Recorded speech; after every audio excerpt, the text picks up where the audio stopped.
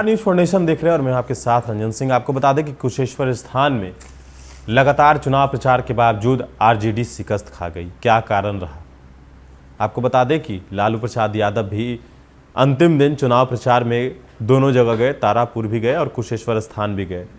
3 दिनों तक तेजस्वी यादव ने वहाँ कैंप किया था। उनके जो नेता और जो विधायक थे उन लोगों को जिम्मेदारी दी गई थी कि पंचायत स्तर पर उनको घूमना है, बूथ लेवल तक काम करने की जिम्मेदारी उन लोगों को मिला था। लेकिन बावजूद कुशेश्वर स्थान में शिकस्त खाई आरजेडी। क्या कारण है, इसी पर भी हम चर्चा करने वाले हैं। आपको इसकी जानकारी हम विस्तार से देते हैं। बिहार विधानसभा उपचुनाव के नतीजे आ गए हैं और इसमें कुशेश्वर स्थान जेडीयू ने जीत हासिल की। कुशेश्वर स्थान में जेडीयू के अमन भूषण हजारी ने राजद के गणेश भारती को 12,698 मतों से हराया। राजनीति के जानकारों की माने तो यहां जेडीयू की जीत के सियासी मायने भी हैं और सरकार के लिए एक सुकून भरा संदेश भी। वहीं विपक्ष के लिए इसे एक तगड़ा झटका माना जा सकता है। दरअसल सत्ता समीकरण में सेंध लगाने की जो रुचि राजद ने तेजस्वी यादव दिख रहे थे, उसकी ताकत में जरूर थोड़ी कमी दिखी। सूबे में इस जीत हार के सियासी गुना भाग के बीच जेडीयू की जीत और राजद के हार के कई कारण हैं। कुशेश्वर स्थान में जेडीयू की जीत के कई कारण हैं, लेकिन इनमें एक महत्वपूर्ण वजह दिवंगत विधायक शशि भूषण हजारी के बेटे अमन भूषण हजारी के प्रति लोगों ने सहानुभूति रही।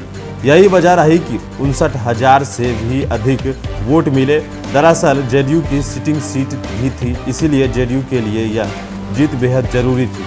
बहुत दमदार कैंडिडेट नहीं होने के बावजूद यहां जेडीयू की जीत से यह जरूर साबित हो गया कि पार्टी के प्रति अभी उतनी एंटी इनकम्बेंसी नहीं है। नीतीश कुमार की महिलाओं के बीच लोकप्रियता भी मानी जाती है। कुशेश्वर स्थान में 49% वोटिंग हुई थी। कुशेश्वर स्थान में पुरुषों ने 48% और महिलाओं ने 50% वोट दिया था। महिला वोटरों के बारे में ऐसे ही कहा जाता है कि बिहार में शराबबंदी के बाद महिला मतदाताओं में पहली पसंद नीतीश कुमार की है। कहा जाता है कि पुरुष वर्ग भले ही राजद को वोट दिया हो, लेकिन अधिकांश महिलाओं ने वोट नीतीश कुमार की पार्टी को ही मिले। सरकार के विकास कार्यों पर यकीन भी एक बड़ी वजह कही जा रही है। दरअसल कुशेश्वर स्थान का आधे से अधिक इलाका सालों भर पानी में डूबा रहता है। यहाँ लोगों के आवागमन और सहारा नाव ही होती है। ऐसे में सरकार के प्रति वोटरों का झुकाव यह साबित करता है कि यहाँ स्थानीय लोगों को सरकारी सहायता मिलती रही है और इसका असर चुनाव परिणाम में भी देखने को मिला।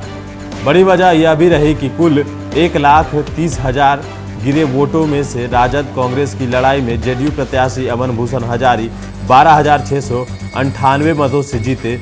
अमन भूषण हजारी को 59,882 मत मिले, जबकि राजद के गणेश भारती को 47,184 वोट मिले। लोजपा रामविलास को 5623, कांग्रेस के 5602 वोट और जन अधिकार पार्टी लोकतांत्रिक को 2211 वोट को राजद के पक्ष में मिला दे तो यह अंतर कम हो सकता था, या फिर कुछ सियासी गुना भाग सही बैठाया जाता तो राजद की जीत भी हो सकती थी।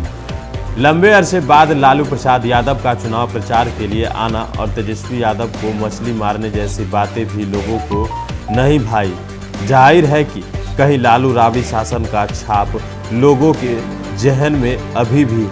ऐसे में तेजस्वी यादव को निर्विवाद चेहरा भी राजद के लिए बहुत फायदेमंद नहीं हुआ। हालांकि राजद प्रत्याशी ने कड़ी टक्कर जरूर दी, लेकिन अंत में कुशेश्वर स्थान की जनता ने वर्तमान सरकार के कामकाज पर अपनी मुहर लगाए और सीएम नीतीश कुमार के सियासी कद को और बढ़ा दिया। तेजस्वी यादव ने एक प्रयास किया कि वहां कैंडिडेट की अच्छी छवि होने का छाप छोड़ने के लिए एक अच्छे कैंडिडेट जिस पर कोई दाग नहीं हो वैसे कैंडिडेट को वहां खड़ा किया।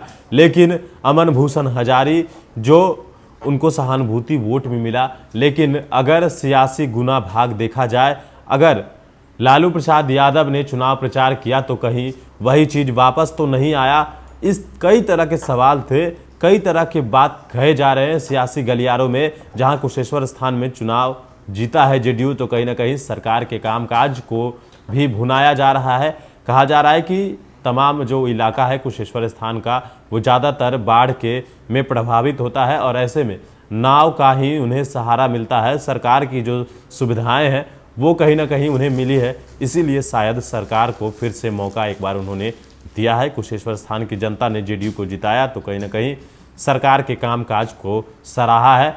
आखिरकार जब आरजेडी भी कड़े शिकस्त में थी, लगातार चुनाव प्रचार भी किया, बावजूद अगर आरजेडी हारी तो कहीं ना कहीं सरकार ने वहां काम जरूर किए हैं। बने रहिए न्यूज़ 4 नेशन के साथ और भी अपडेट्स देंगे।